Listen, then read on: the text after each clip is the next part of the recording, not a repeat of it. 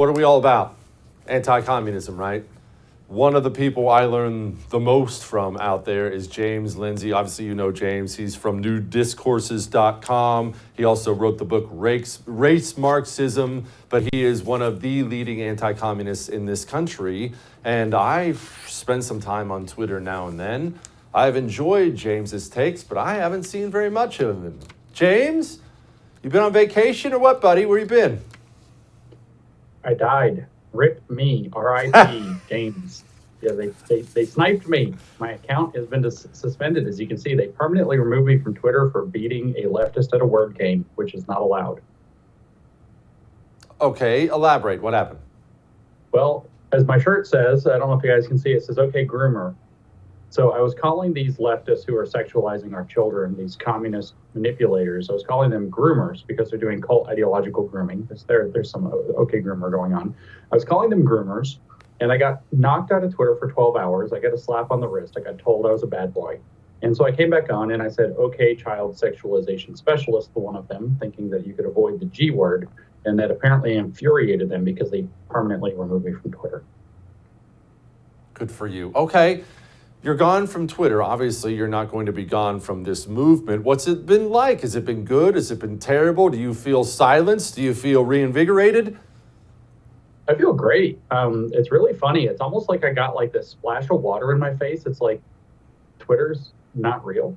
And we only like kind of pay attention to Twitter because we all pretend that it's real and that it's important. And people say, well, so many people talk on there.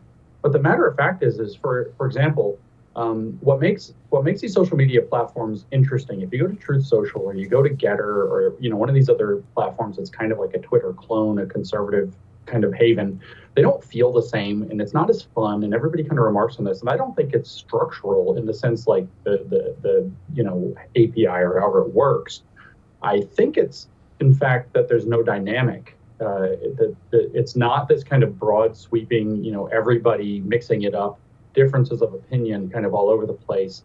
And so it's like this kind of echo chamber effect. And I think what Twitter's doing is, or what conservatives are doing is they're actually being abused by a platform that's using them to make the platform interesting. And if they just stopped using the platform, then the platform wouldn't be interesting. It would become a leftist hellhole. Normal people would not want to use a leftist activist hellhole, and the whole thing would fall apart.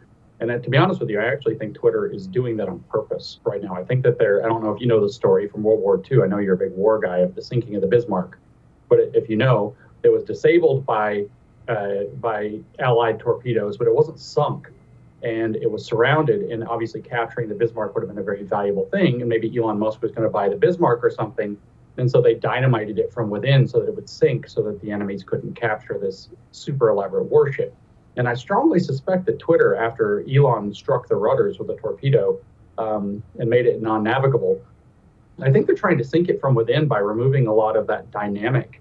And I think conservatives should help them with that, just by abandoning the platform entirely and finding out that life is way better without the abusive relationship.